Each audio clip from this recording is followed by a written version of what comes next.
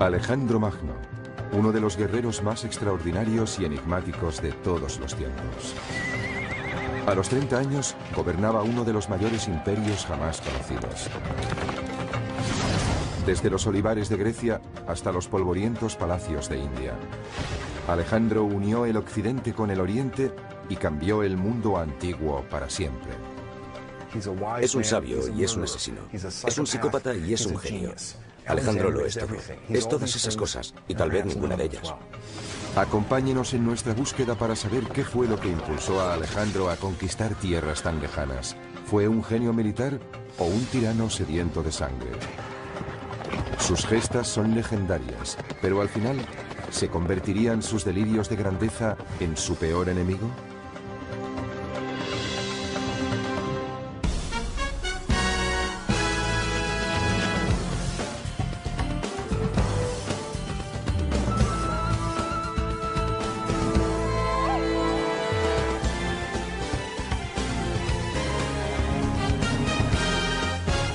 Alejandro Magno, el hombre y el mito. Babilonia, junio del año 323 a.C. Alejandro yace en la cama moribundo. Su cuerpo sufre atormentado por la fiebre. Después de 30.000 kilómetros de conquistas y baños de sangre, su persecución de la gloria eterna llega finalmente a su término.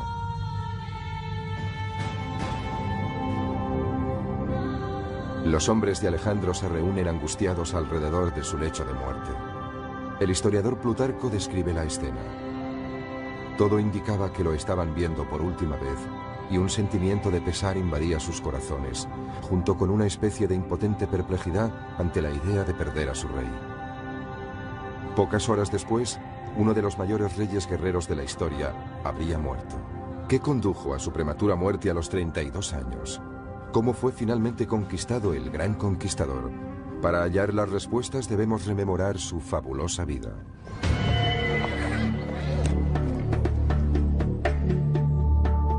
Alejandro nació aquí, en Pela, en el norte de Grecia, el año 356 a.C. Hacía tiempo que la edad de oro griega había quedado atrás. En aquel momento, el imperio era una frágil colección de ciudades-estado, fragmentadas y divididas. Una presa fácil para el padre de Alejandro, Filipo. El rey Filipo era un soldado rudo y mujeriego. Era un gran bebedor, un luchador feroz y el ídolo de sus curtidas tropas. Su ejército era uno de los mejores del mundo antiguo. Pero Filipo también era un político despiadado. Creó el estado de Macedonia, sometiendo a las tribus rebeldes de la región. Para mí, como es obvio, el éxito de Filipo fue abrumador. Es el hombre más subestimado de la antigüedad. Equilibró el ejército, fue un genio militar con un talento extraordinario. Con diplomacia y fuerza bruta, Filipo logró conquistar la mayor parte de Grecia. De su padre, Alejandro aprendió sus dotes de líder y las técnicas militares. Pero su madre, Olimpia, también ejerció una poderosa influencia en él. De ella heredó su naturaleza apasionada y temperamental. La influencia de su madre debió ser inmensa. Era una mujer poderosa, casi podría decirse que mística.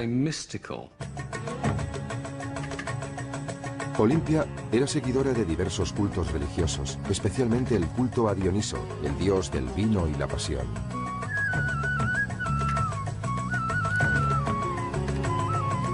Se rumorea que adoraba al dios bailando con salvaje abandono y sumiéndose en extraños trances.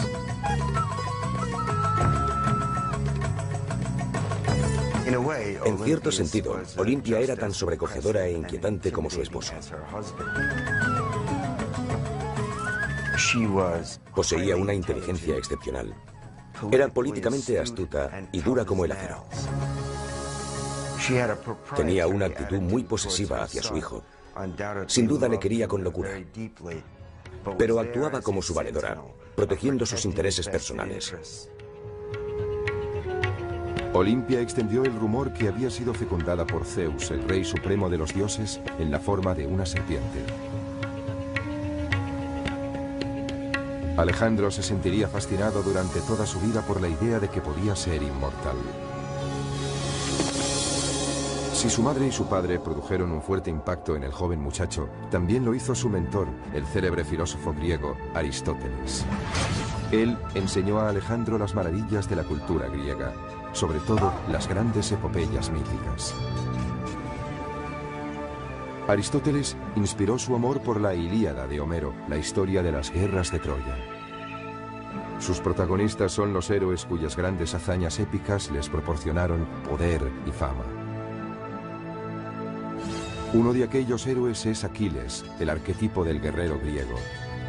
Ante el dilema de elegir entre una vida larga y corriente o una existencia breve pero gloriosa en el campo de batalla, Aquiles optó por una muerte prematura y la celebridad eterna.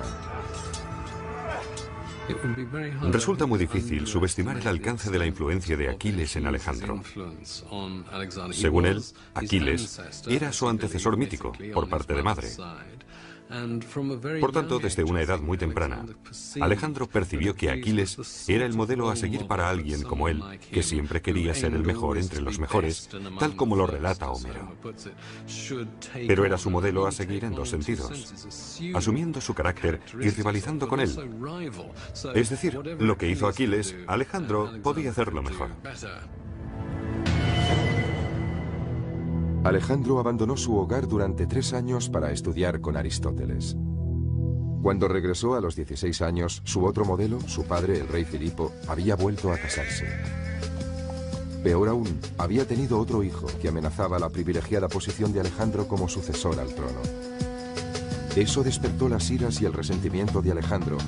Ambos sostuvieron violentas disputas. Eso llenó de amargura a Alejandro y creó una atmósfera muy difícil. De hecho, se trata de un fenómeno que trasciende todas las culturas. Es un rasgo psicológico universal, el de la profunda rivalidad de un hijo impulsado por el incontenible deseo de eclipsar a su padre. La enemistad entre padre e hijo se hizo tan intensa que Alejandro tuvo que exiliarse. Finalmente se reconciliaron, pero la tregua no duró mucho. Una noche de verano del año 336 a.C., Filipo y la familia real se reúnen para celebrar el matrimonio de su hija. El rey se detiene a la entrada para saludar al pueblo. Un hombre surge de la multitud y le asesta un golpe mortal. Se cree que fue un examante ultrajado. Como muchos griegos de la época, Filipo tenía tanto amantes femeninos como masculinos. Filipo murió al instante. El asesino fue ejecutado allí mismo, antes de que la tortura pudiera hacerle revelar posibles cómplices en las altas esferas. ¿Actuó en solitario o hubo otros que conspiraron con él? Algunos historiadores creen que el asesinato pudo ser instigado por Olimpia, la taimada madre de Alejandro. Al fin y al cabo, Filipo la había rechazado por una mujer más joven. Me inclino a pensar que Olimpia estuvo involucrada. Después de todo, había sido relegada de su posición de honor. No iba a quedarse con los brazos cruzados. No hay nada más peligroso que una mujer despechada, incluso en Macedonia. ¿Y qué decir de Alejandro? ¿Pudo tomar parte en la muerte de su padre? Si nos preguntamos quién salió más beneficiado del asesinato de Filipo, la respuesta es Alejandro. Porque en el momento de su asesinato, Filipo estaba a punto de partir hacia Asia para iniciar una gran campaña de conquista. Alejandro no iba a tomar parte en ella. Iba a quedarse en casa, presumiblemente como regente. Pero no hubiese podido alcanzar la gloria que proporciona la intervención en una gran campaña. Y la gloria era precisamente lo que Alejandro perseguía por encima de todo. Cualquier sospecha hubiese enfurecido a los nobles macedonios cuyo apoyo necesitaba, y obtuvo. Con solo 20 años, Alejandro fue coronado rey. Cuando ascendió al trono, Alejandro heredó un gran ejército, pero también una gran inestabilidad política. Tardó un año en sofocar una rebelión en Grecia y consolidar su poder. Pero Alejandro no se conformaba con Macedonia. Su creciente impaciencia y su ambición le hacían querer más. Fijó su mirada en el enemigo ancestral de Grecia, los persas. El imperio persa se extendía desde la actual Turquía hasta Pakistán. 150 años antes, los persas habían incendiado la ciudad de Atenas y destruido sus templos. Este crimen de guerra nunca cayó en el olvido. Filipo, el padre de Alejandro, planeaba invadir Persia antes de su muerte. Ahora, Alejandro tendría su oportunidad para vengarse.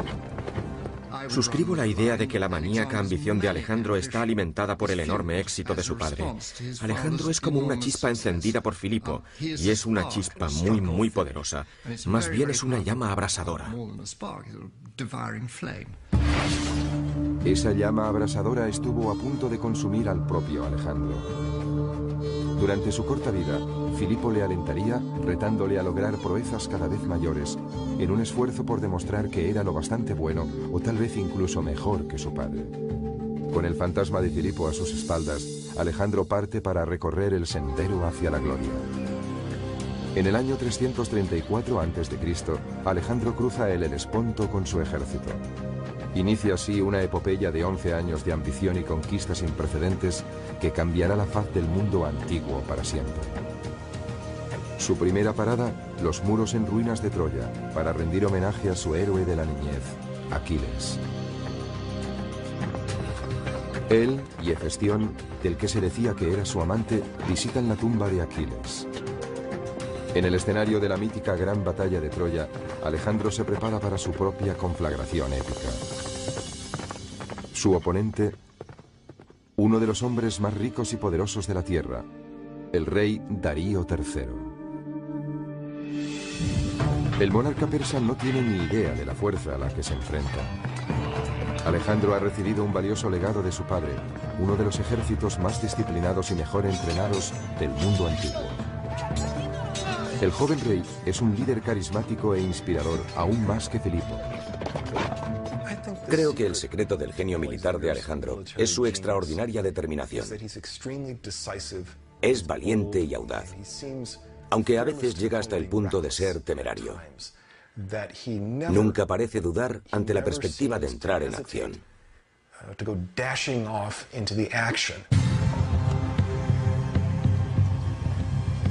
Los invasores marchan hacia el sur hasta Isos, en la actual Turquía. Las tropas de Alejandro se ven superadas en número por el ejército de Darío. Pero esos son exactamente la clase de desafíos que le gustan a Alejandro. La capacidad de adaptación de Alejandro es el rasgo característico de un gran general. Los generales más grandes de la historia militar son capaces de hacer eso. Logró evaluar la situación en un abrir y cerrar de ojos. Después concibió un plan con el que superó obstáculos que parecerían infranqueables a cualquier otro alto mando. Alejandro calibra las fuerzas de su enemigo con rapidez. La infantería está protegida por los arqueros, una señal indudable de que Darío no confía en sus soldados de a pie.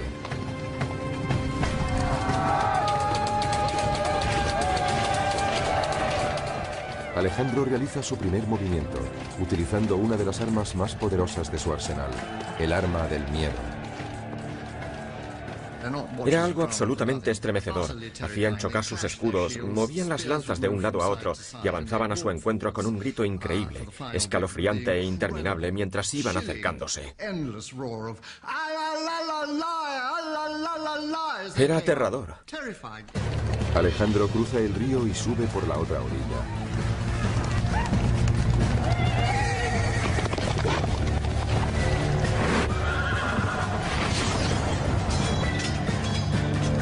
En el caos subsiguiente, el flanco izquierdo de los persas se desmorona.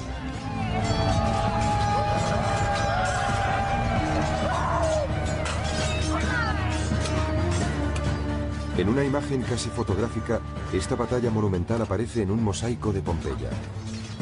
Se considera una copia fidedigna de una pintura de finales del siglo IV a.C.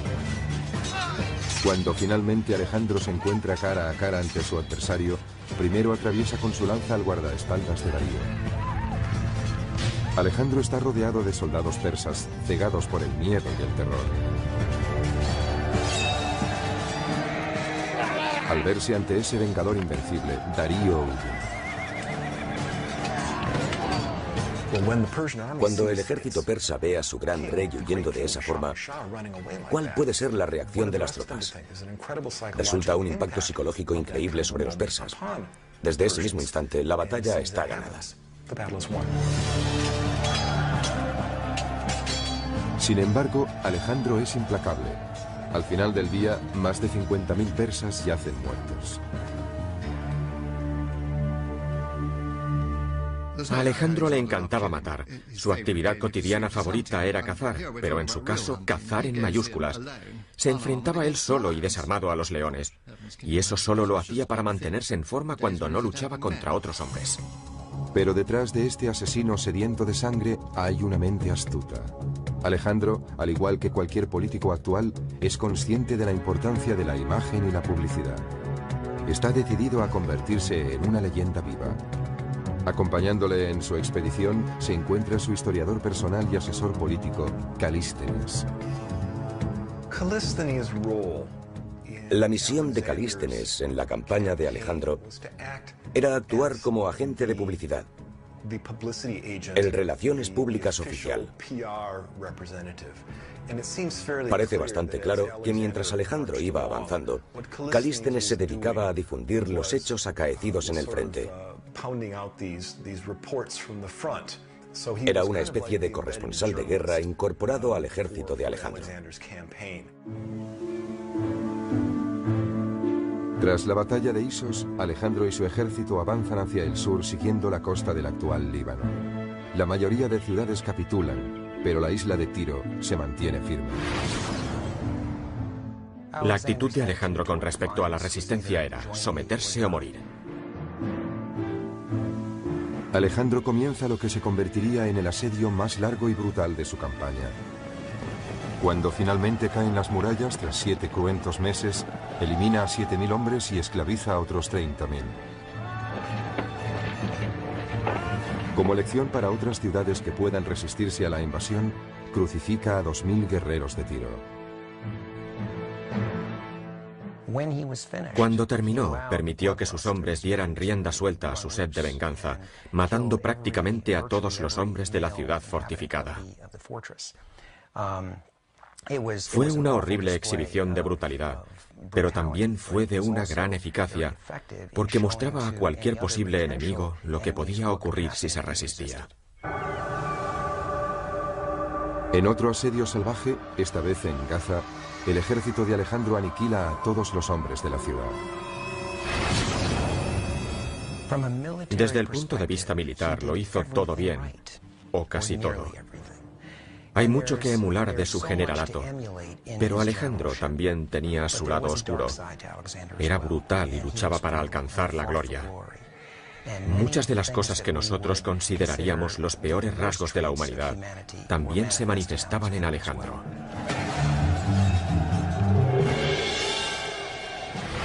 Alejandro es compasivo si sus enemigos se rinden, pero cruel si se resisten. El gobernador de Gaza, Batis, se decide por la opción más dolorosa.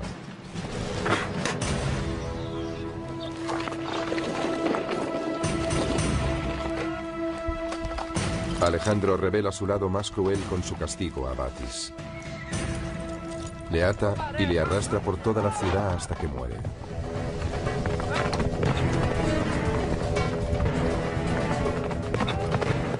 Es una escena familiar tomada de las páginas de la Ilíada de Homero. En ella, Aquiles arrastra a su peor enemigo, Héctor, alrededor de las murallas de Troya. Pero en esa versión, Héctor ya estaba muerto.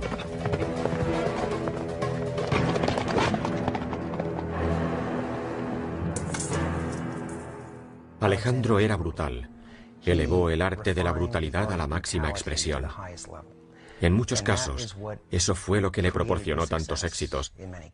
No habría conquistado como lo hizo si no hubiese recurrido a tácticas tan brutales. Con una serie de victorias salvajes en su haber, Alejandro está listo para tomar Egipto, uno de los mayores imperios que el mundo jamás ha conocido. Los faraones egipcios eran considerados dioses vivientes y construyeron inmensas pirámides, templos y monumentos como testimonios de su gloria. Si los griegos sentían fascinación por la cultura egipcia, Alejandro aún estaba más impresionado y obsesionado por la idea de que un gran gobernante también pudiera ser un dios.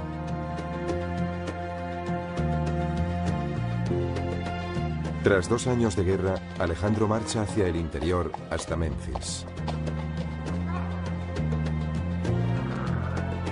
Los egipcios están impacientes por ver derrotados a sus gobernantes persas. Se rinden sin presentar batalla y reciben a Alejandro con los brazos abiertos. Bajo su reinado, siguen permitiéndose las prácticas religiosas y culturales egipcias. A cambio, los sacerdotes egipcios ofrecen a Alejandro el título de faraón. Ese hecho marca un punto de inflexión importante, puesto que es aquí donde Alejandro comienza a creer que realmente es un dios viviente.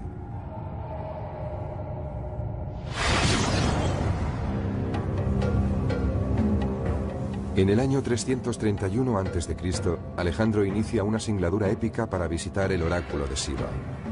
Está buscando la prueba de su existencia divina. Estaba a unos 500 kilómetros de distancia. La ruta hacia Siva discurría por una meseta relativamente llana, pero estaba plagada de dunas. El oráculo era un destino muy conocido. Debía haber un sendero, pero este podía quedar enterrado bajo la arena.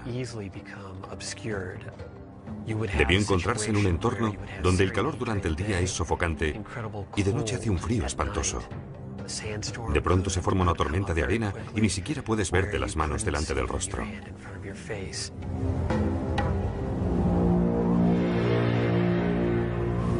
En efecto, Alejandro y sus hombres se perdieron después de una intensa tormenta de arena. Pero la leyenda cuenta que 2 pájaros les salvaron, guiando al grupo hasta su destino, el extraordinario oasis de Siva y el templo de Zeus Amón.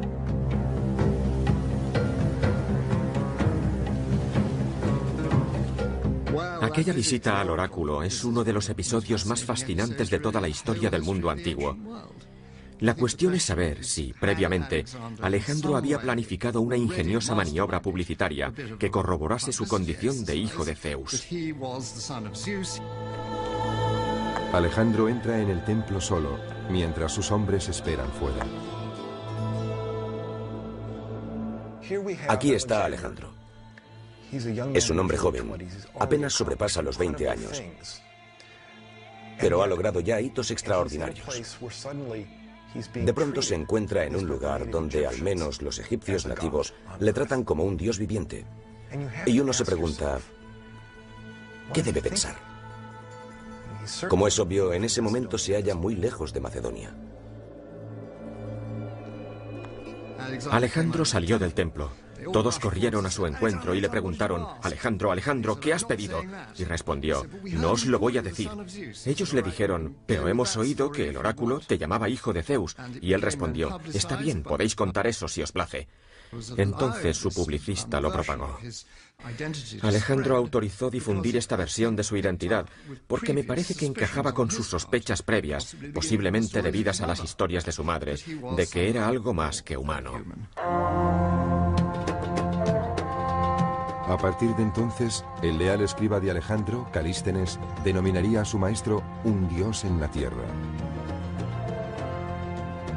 Los egipcios confirmarían esa idea, representando su imagen en los muros de algunos de sus templos más sagrados.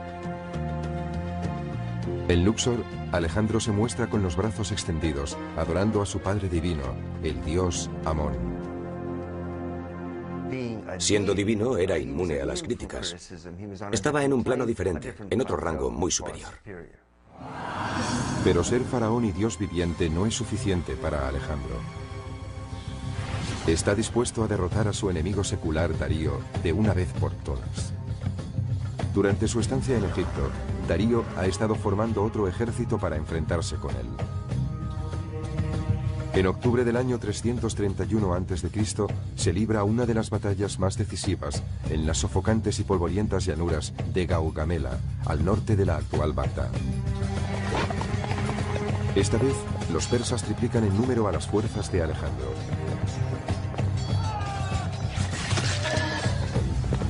Pero se crece ante el peligro, y el desafío solo parece espolearle aún más.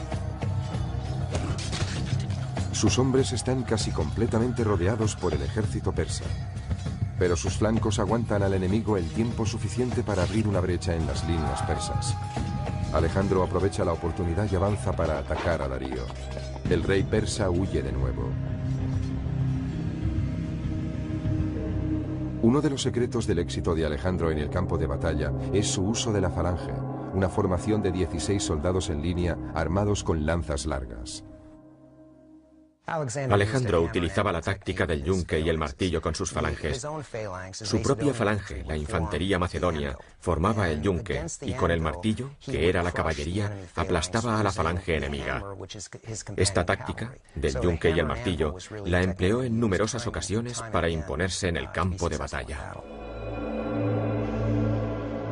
Darío, que ha huido a las montañas del este, finalmente es asesinado por uno de sus oficiales.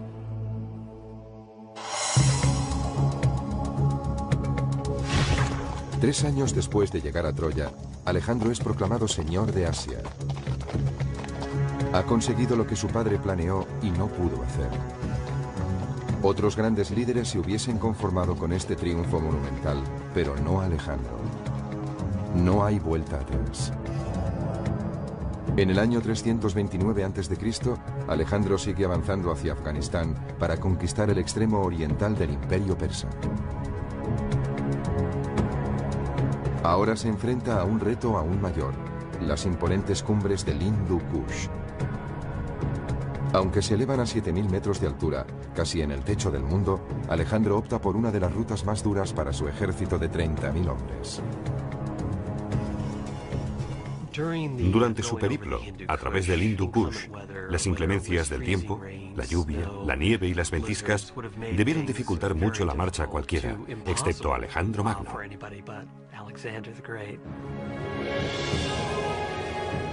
A esa altitud, el oxígeno es más escaso.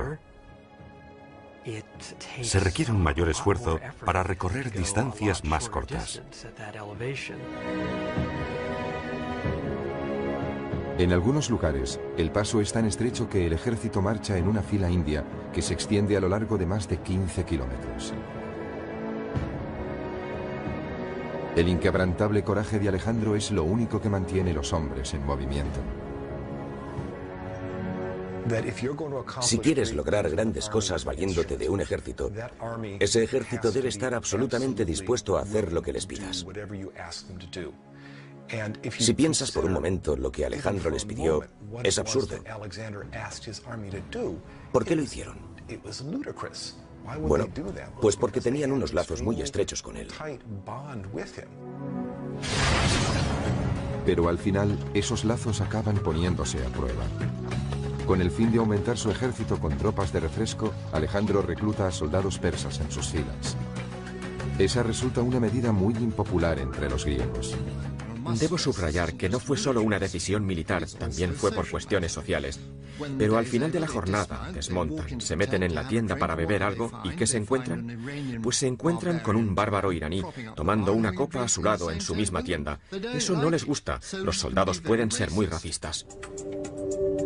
Su resentimiento crece con el oscuro giro que toma el carácter de Alejandro. Cuando el ejército llega a la legendaria ciudad de Samarcanda, se celebra una copiosa bacanal.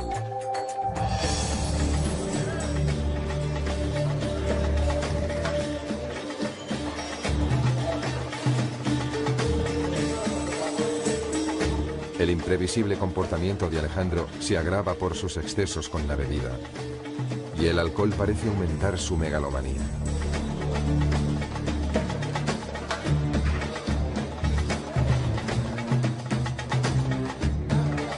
Uno de sus invitados es Clito, que sirvió a las órdenes de su padre Filipo y salvó la vida a Alejandro en el campo de batalla. Cuanto más corre el vino, peor es su ánimo. Alejandro comienza a presumir de que sus gestas son mucho más heroicas que las de su padre. Clito escucha indignado en silencio y finalmente grita: «Toda tu gloria se la debes a tu padre». Borracho, Alejandro coge una lanza, mata a su amigo y se derrumba en un mar de lágrimas. Lo que dijo Clito enfureció a Alejandro sobre todo en dos sentidos. Primero, que Filipo fuera mucho más importante de lo que Alejandro quería dar a entender. En otras palabras, la maquinaria propagandística de Alejandro se había extralimitado y él, Alejandro, había sido el causante.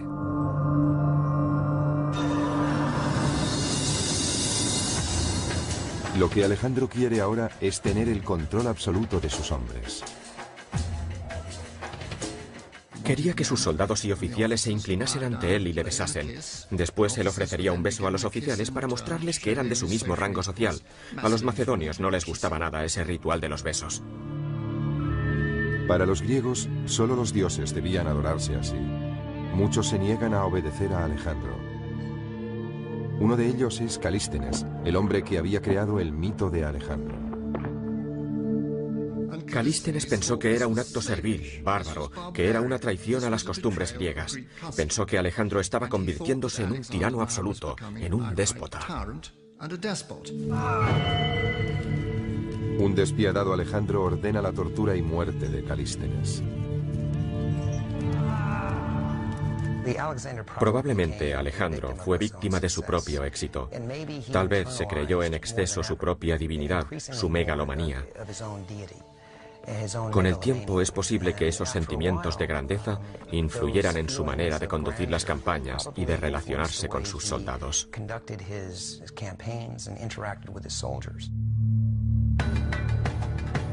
Al octavo año de su campaña, Alejandro ha conquistado Egipto, Persia y los pueblos del Asia Central. El imperio de Alejandro se extendía desde Grecia hasta Afganistán y cubría unos 5 millones de kilómetros cuadrados. Entonces se dirige más hacia el este, hasta los confines del mundo conocido, donde yacen las misteriosas y exóticas tierras de India. Debió ir hacia el este. Esa es la ruta de invasión que siguieron los persas para conquistar parte de India. Como heredero del imperio persa, deseaba esos territorios. Así que siguió la ruta de los ejércitos que le precedieron y, ciertamente, de los que le sucedieron, a través del paso de Khyber. Alejandro llega a un lugar tan enigmático que aquí todas las normas han cambiado. Se enfrenta a un poderoso rajá dispuesto a frenar su avance. Los hindúes han reunido un ejército de 50.000 hombres. Además poseen una nueva y terrible arma, 200 elefantes de guerra. Con una altura de casi 3 metros y un peso superior a las 5 toneladas, los elefantes eran los carros de combate de la antigüedad. Podían cargar al enemigo y aplastarlo con sus patas. Alejandro enseguida advierte que no puede arriesgarse a un ataque frontal ante una fuerza de tal magnitud. Posee la capacidad de planear y calibrar la distribución y el espacio para mantener siempre un elemento de incertidumbre sobre sus intenciones. Se mueve hacia la derecha cuando en realidad va a recortar hacia la izquierda. En la India, realiza un amago antes de cruzar el río y luego cruza por donde menos lo espera el enemigo.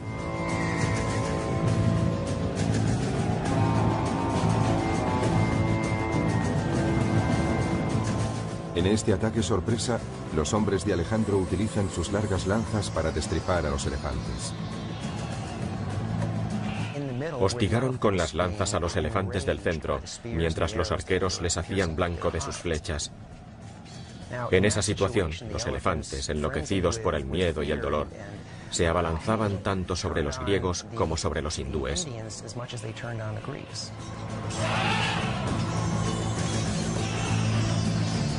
Después de una de las batallas más enconadas de la carrera de Alejandro, el ejército hindú es derrotado y el rajá se rinde. Pero Alejandro está tan impresionado por la bravura del rajá que toma la sorprendente decisión de devolverle el reino. De ese modo, la leyenda de Alejandro queda firmemente arraigada en suelo indio. Alejandro Magno sigue vivo en India en muchos aspectos. Los hindúes ven a Alejandro como un gran personaje heroico que impregna toda su percepción de la historia. El legado de Alejandro ha perdurado en casi todo lo que se ha hecho en India. Es bastante obvio en la literatura, la pintura y la escultura hindúes. Incluso hoy, si vas al noroeste de la India, verás a dioses hindúes con posturas griegas, porque las hicieron escultores influenciados por el arte griego. Alejandro estaba dejando su impronta en India, pero a pesar de su gran victoria, los largos años de lucha habían pasado factura a su ejército. Para empeorar las cosas, llegaron las incesantes lluvias del monzón.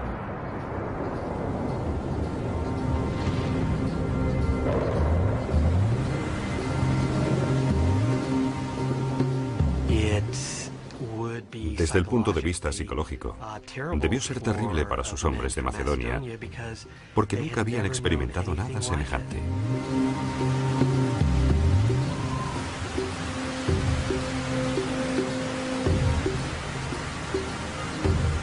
Después de 8 años y casi 30.000 kilómetros, las tropas llegan al límite y se niegan a seguir avanzando. Alejandro ha perdido su primera batalla contra sus propios hombres.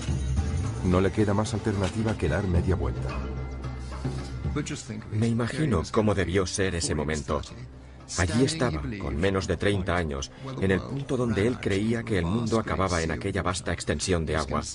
Debió quedarse contemplando el horizonte y debió hacer un sacrificio a los dioses que le había indicado su divino padre. Entonces debió pensar, de todas formas, Filipo, nunca llegaste tan lejos. Era un egocéntrico, pero qué voluntad, qué voluntad. Y ellos se niegan a seguirle, pobres de espíritu. En el largo viaje de regreso a Persia, Alejandro conduce sus tropas hacia una nueva marcha épica. Esta vez por las estériles arenas de uno de los desiertos más áridos de la tierra. ¿Por qué optó Alejandro por esta ruta? Es un misterio. Tal vez para castigar a sus hombres por no seguirle hasta los confines del mundo. El terreno cambió drásticamente de un suelo yermo y seco, donde no crecía nada, a un desierto de dunas inestables, donde sus hombres se hundían hasta la cadera o más arriba. Miles de ellos murieron de sed, insolación y agotamiento. Menos de un tercio de su ejército logró sobrevivir. Creía que podía hacer lo que se propusiese. Hasta entonces había conquistado todo lo que había encontrado a su paso. Y pensó que podría vencer al desierto, pero se equivocó. Aunque es el peor desastre de toda su campaña, el mero hecho de cruzarlo ya de por sí es un verdadero milagro. En los últimos tiempos, nunca sabían lo que haría Alejandro a continuación. Sus actos y sus decisiones eran insondables. Era imprevisible y en ese sentido representaba una amenaza para ellos. Alejandro se dirige a la ciudad persa de Susa, donde tiene preparada otra sorpresa para sus hombres.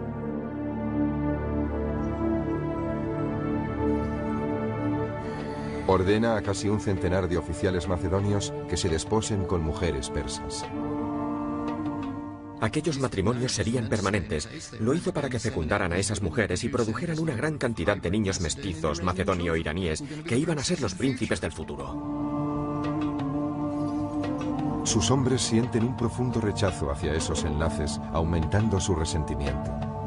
Sin embargo, para Alejandro, fundir el occidente con el oriente es un asunto práctico. Él, en persona, se casa con 3 mujeres extranjeras para dar ejemplo. Si quiere gobernar un imperio tan diverso, necesita mezclar las culturas.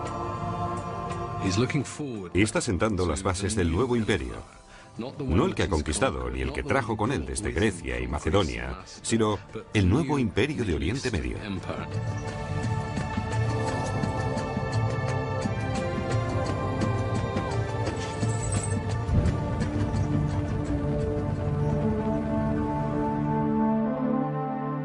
Alejandro lleva a su ejército hasta la nueva capital de su imperio, Babilonia.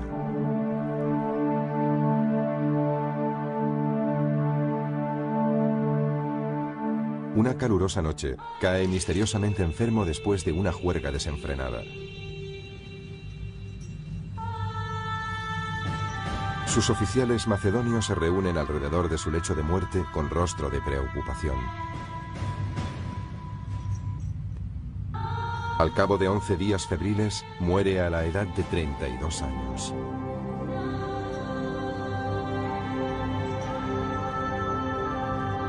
¿Qué mató a Alejandro? ¿Fue una enfermedad?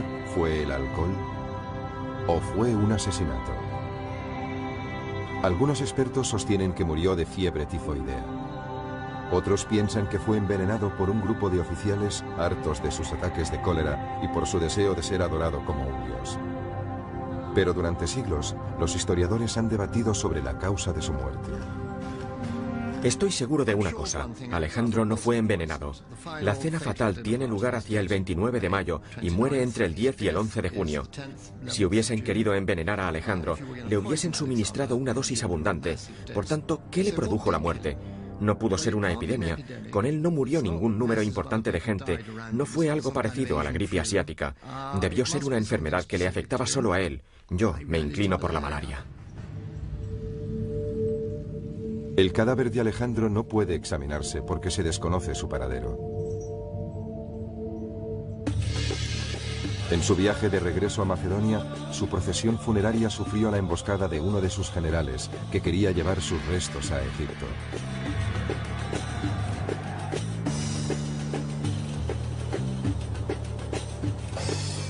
Durante siglos, el cuerpo de Alejandro descansó en la ciudad de Alejandría. Probablemente era una de las reliquias más sagradas del Imperio Romano. Después de su muerte, Alejandro fue adorado como un dios con gran devoción. Julio César vino a rendir homenaje a su héroe muerto. El emperador romano Augusto depositó una corona de oro sobre su ataúd y esparció flores sobre el cadáver. Pero en el siglo IV de nuestra era, algo ocurrió y la tumba desapareció. Desde entonces, la tumba de Alejandro es uno de los santos griales de la arqueología. Algunos expertos creen que pudo ser destruida por la guerra, o incluso por un terremoto. Pero hay un historiador británico que tiene una teoría más interesante. Andrew Chuck cree que un mapa del siglo XVI ofrece una pista sobre su paradero. Justo en el centro hay un pequeño edificio que podría ser la capilla, con el minarete de una mezquita detrás, que tiene una inscripción en latín que dice Domus Alexandri Magni, o sea, la casa de Alejandro Magno.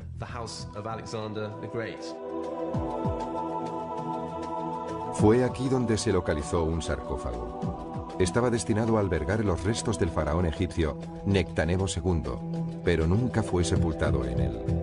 ¿Es aquí donde halló descanso el cuerpo de Alejandro?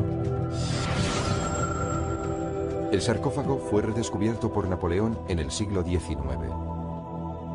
Pero cuando fue derrotado por los británicos, el sarcófago vacío se trasladó a Londres. Hoy se encuentra en el Museo Británico. Tal vez ese sarcófago acogió los restos de Alejandro Magno. Cuando piensas que Julio César y Augusto estuvieron frente a él y que probablemente lo tocó Napoleón, te invade una emoción electrizante.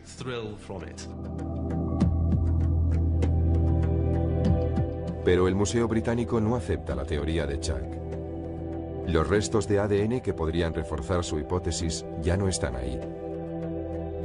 De modo que continúa la búsqueda para encontrar el cadáver del conquistador enterrado en algún lugar bajo las movedizas arenas del desierto. O tal vez, como creen algunos, bajo la ciudad que bautizó con su nombre, Alejandría.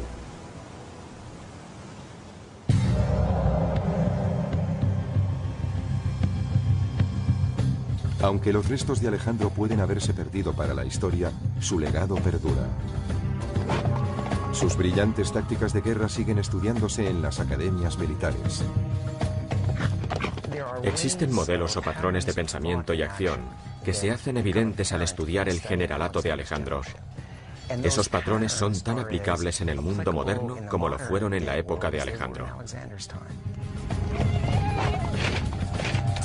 Un comandante en jefe es responsable de miles de vidas y debe poseer visión, disciplina y una confianza absoluta en sus tropas.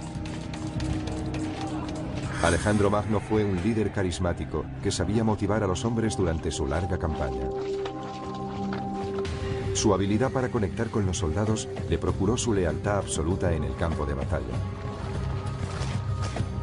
Todo lo que exigía a sus hombres podía hacerlo él mismo, liderando la carga y compartiendo los peligros con ellos. Estaba al pie del cañón, junto a sus soldados de menor rango. A muchos de ellos les conocía por su nombre. Habían pasado mucho tiempo juntos en aquella campaña. Eso creaba unos lazos muy estrechos. A lo largo de los siglos, numerosos jefes militares han recurrido a las brillantes estrategias de Alejandro en la batalla. Los emperadores romanos se vieron inspirados por el autocrático Alejandro. Le veneraban porque logró lo que otros pensaron que era imposible. Se dice que cuando Julio César cumplió los 32 años, lloró amargamente al pensar que sus logros no eran tan grandes como los de Alejandro. Parece claro que, como tantos otros romanos, Julio César estaba acomplejado por Alejandro. Envidia terriblemente a Alejandro. Todos los romanos le envidiaban. Uno de los mayores generales del mundo antiguo, Aníbal, también estuvo influido por Alejandro. Ambos se sentían impulsados por el odio a un antiguo enemigo. Alejandro quería castigar a los persas y Aníbal a los romanos. Asimismo, en la Norteamérica de la Revolución, la estrategia militar de George Washington se cimentó en Alejandro. Todo lo que hizo Washington tiene sus orígenes en Alejandro Magno. El flanqueo del río Delaware es una réplica exacta en cuanto a la táctica y la estrategia de la batalla que libró Alejandro en el Idapo. En diciembre de 1776, el general Washington condujo a sus feroces tropas a través del helado río Delaware para atacar a los británicos.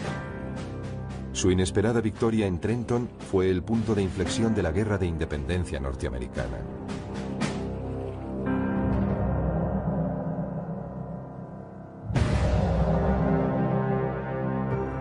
Desde la niñez, el general corso Napoleón Bonaparte sentía fascinación por la leyenda de Alejandro Magno. La implacable ambición de Napoleón le hizo ascender rápidamente en el escalafón militar. Como Alejandro, construyó su poder en una serie de audaces victorias militares. Tan pronto como tuvo ocasión, siguió los pasos de Alejandro viajando a Egipto. Sobre todo estaba impresionado por la política religiosa de Alejandro, su capacidad para adaptarse a cualquier circunstancia y para captar la mentalidad del país en el que se encontraba.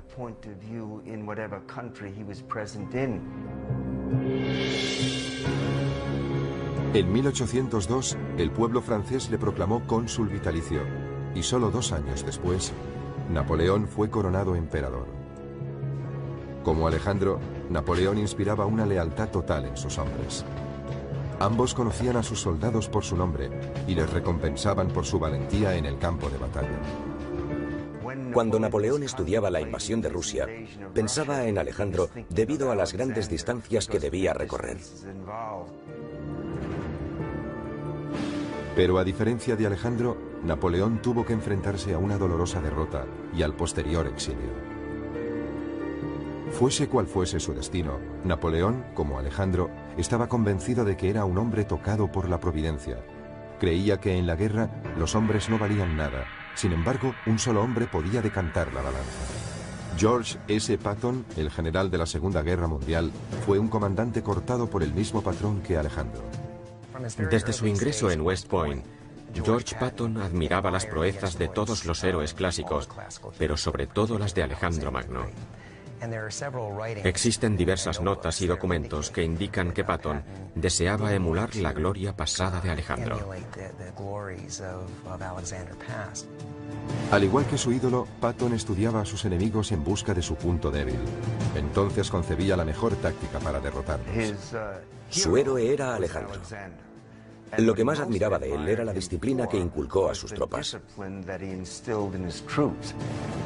Patton, como Alejandro, parecía capaz de lograr lo que ningún otro general había podido conseguir. En 1944, un osado Patton llevó a cabo un astuto movimiento de tropas, trasladando a 100.000 hombres del este al norte. Tras recorrer más de 150 kilómetros en 3 días, atacó a los alemanes. Al cabo de 3 semanas de luchas sangrientas, en lo que la historia denomina la Batalla del Bulge, la arriesgada apuesta de Patton dio sus frutos. Patton fue recibido en su país como un gran general, pero se quedó corto en comparación con su héroe, Alejandro.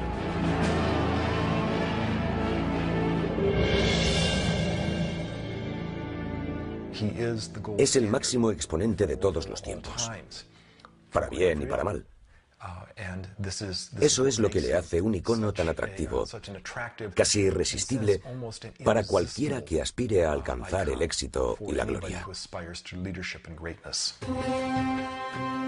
El arte de la guerra solo es una parte del legado de Alejandro. También instauró nuevas rutas comerciales y forjó las bases de las relaciones culturales entre Oriente y Occidente. De hecho, lo que hace Alejandro es extender la cultura griega. Las tragedias griegas se representan en lo que hoy es Irán. La filosofía griega se propaga por toda la India hasta Sri Lanka. Se trata de una asombrosa fertilización cultural. Pero por encima de todo, es considerado uno de los genios militares más excepcionales que jamás haya existido. Alejandro Magno se ha convertido en símbolo de ambición desenfrenada y hazañas colosales. Su coraje, su naturaleza intrépida, su espontaneidad, la profunda lealtad que inspiraba, fue un hombre increíble desde todo punto de vista.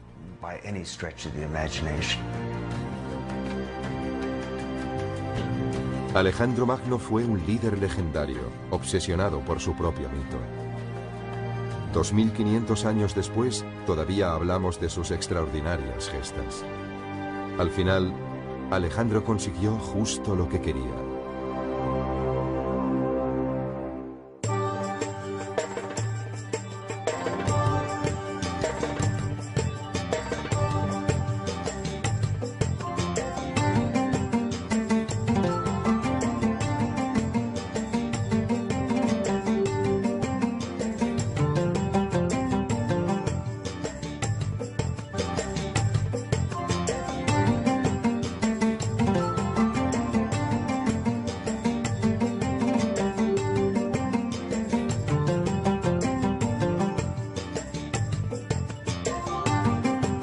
Brazos cruzados. No hay nada más peligroso que una mujer despechada, incluso en Macedonia. ¿Y qué decir de Alejandro? ¿Pudo tomar parte en la muerte de su padre? Si nos preguntamos quién salió más beneficiado del asesinato de Filipo, la respuesta es Alejandro. Porque en el momento de su asesinato, Filipo estaba a punto de partir hacia Asia para iniciar una gran campaña de conquista. Alejandro no iba a tomar parte en ella. Iba a quedarse en casa, presumiblemente como regente. Pero no hubiese podido alcanzar la gloria que proporciona la intervención en una gran campaña. Y la gloria era precisamente lo que Alejandro perseguía por encima de todo.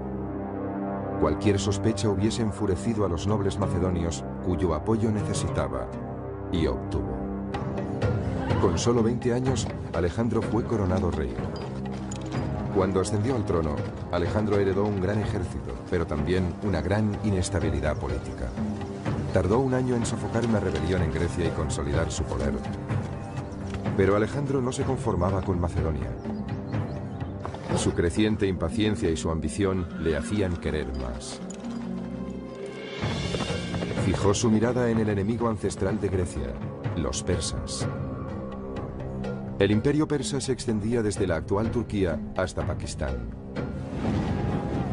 150 años antes, los persas habían incendiado la ciudad de Atenas y destruido sus templos. Este crimen de guerra nunca cayó en el olvido. Filipo, el padre de Alejandro, planeaba invadir Persia antes de su muerte. Ahora, Alejandro tendría su oportunidad para vengarse. Suscribo la idea de que la maníaca ambición de Alejandro está alimentada por el enorme éxito de su padre. Alejandro es como una chispa encendida por Filipo, y es una chispa muy poderosa. Dura muerte a los 32 años. ¿Cómo fue finalmente conquistado el gran conquistador? Para hallar las respuestas debemos rememorar su fabulosa vida.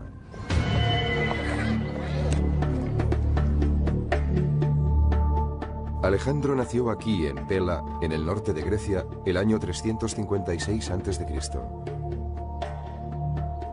Hacía tiempo que la edad de oro griega había quedado atrás. En aquel momento, el imperio era una frágil colección de ciudades-estado, fragmentadas y divididas. Una presa fácil para el padre de Alejandro, Filipo. El rey Filipo era un soldado rudo y mujeriego. Era un gran bebedor, un luchador feroz y el ídolo de sus curtidas tropas. Su ejército era uno de los mejores del mundo antiguo.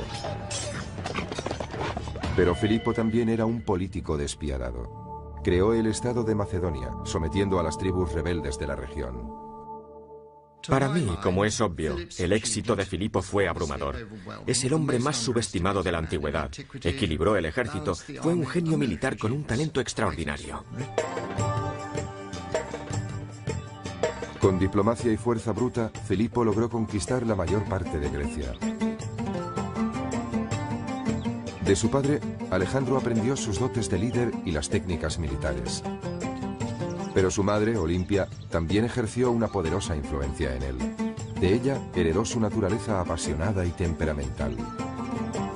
La influencia de su madre debió ser inmensa. Era una mujer poderosa, casi podría decirse que mística.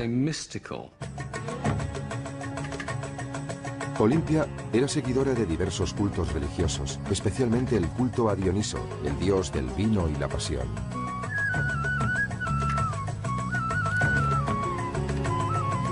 Se rumorea que adoraba al dios bailando con salvaje abandono y sumiéndose en extraños trances.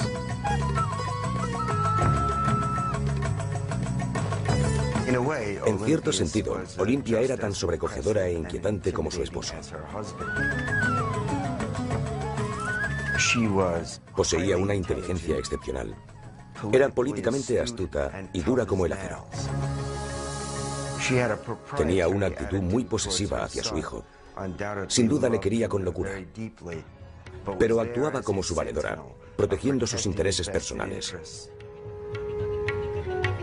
Olimpia extendió el rumor que había sido fecundada por Zeus, el rey supremo de los dioses, en la forma de una serpiente. Alejandro se sentiría fascinado durante toda su vida por la idea de que podía ser inmortal. Si su madre y su padre produjeron un fuerte impacto en el joven muchacho, también lo hizo su mentor, el célebre filósofo griego Aristóteles. Él enseñó a Alejandro las maravillas de la cultura griega, sobre todo las grandes epopeyas míticas. Aristóteles inspiró su amor por la Ilíada de Homero, la historia de las guerras de Troya. Sus protagonistas son los héroes cuyas grandes hazañas épicas les proporcionaron poder y fama. Uno de aquellos héroes es Aquiles, el arquetipo del guerrero griego. Ante el dilema de elegir entre una vida larga y corriente o una existencia breve pero gloriosa en el campo de batalla, Aquiles optó por una muerte prematura y la celebridad eterna. Resulta muy difícil subestimar el alcance de la influencia de Aquiles en Alejandro. Según él, Aquiles era su antecesor mítico, por parte de madre. Por tanto, desde una edad muy temprana, Alejandro percibió que Aquiles era el modelo a seguir para alguien como él, que siempre quería ser el mejor entre los mejores, tal como lo relata Homero. Pero era su modelo a seguir en dos sentidos, asumiendo su carácter y rivalizando con él. Es decir, lo que hizo Aquiles, Alejandro podía hacerlo mejor. Alejandro abandonó su hogar durante 3 años para estudiar con Aristóteles. Cuando regresó a los 16 años, su otro modelo, su padre, el rey Filipo, había vuelto a casarse. Peor aún, había tenido otro hijo que amenazaba la privilegiada posición de Alejandro como sucesor al trono.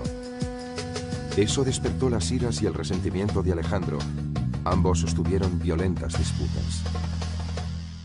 Eso llenó de amargura a Alejandro y creó una atmósfera muy difícil. De hecho, se trata de un fenómeno que trasciende todas las culturas. Es un rasgo psicológico universal, el de la profunda rivalidad de un hijo impulsado por el incontenible deseo de eclipsar a su padre.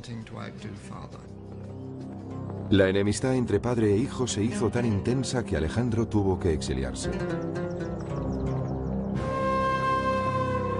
Finalmente se reconciliaron, pero la tregua no duró mucho. Una noche de verano del año 336 a.C., Filipo y la familia real se reúnen para celebrar el matrimonio de su hija. El rey se detiene a la entrada para saludar al pueblo. Un hombre surge de la multitud y le asesta un golpe mortal. Se cree que fue un examante ultrajado. Como muchos griegos de la época, Filipo tenía tanto amantes femeninos como masculinos. Filipo murió al instante. El asesino fue ejecutado allí mismo, antes de que la tortura pudiera hacerle revelar posibles cómplices en las altas esferas. ¿Actuó en solitario o hubo otros que conspiraron con él? Algunos historiadores creen que el asesinato pudo ser instigado por Olimpia, la taimada madre de Alejandro. Al fin y al cabo, Filipo la había rechazado por una mujer más joven. Me inclino a pensar que Olimpia estuvo involucrada. Después de todo, había sido relegada de su posición de honor. No iba a quedarse con... Alejandro Magno, uno de los guerreros más extraordinarios y enigmáticos de todos los tiempos. A los 30 años, gobernaba uno de los mayores imperios jamás conocidos.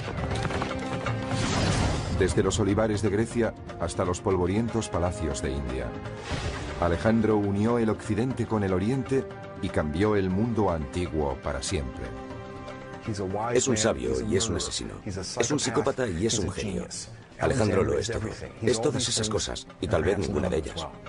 Acompáñenos en nuestra búsqueda para saber qué fue lo que impulsó a Alejandro a conquistar tierras tan lejanas. ¿Fue un genio militar o un tirano sediento de sangre?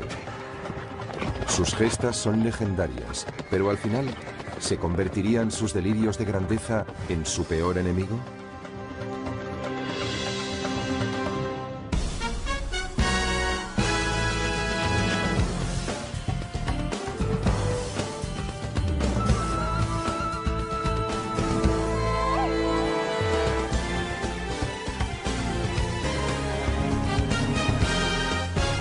Alejandro Magno, el hombre y el mito. Babilonia, junio del año 323 a.C.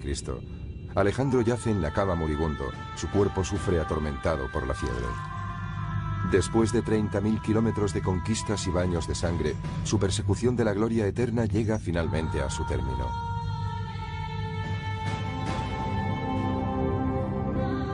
Los hombres de Alejandro se reúnen angustiados alrededor de su lecho de muerte.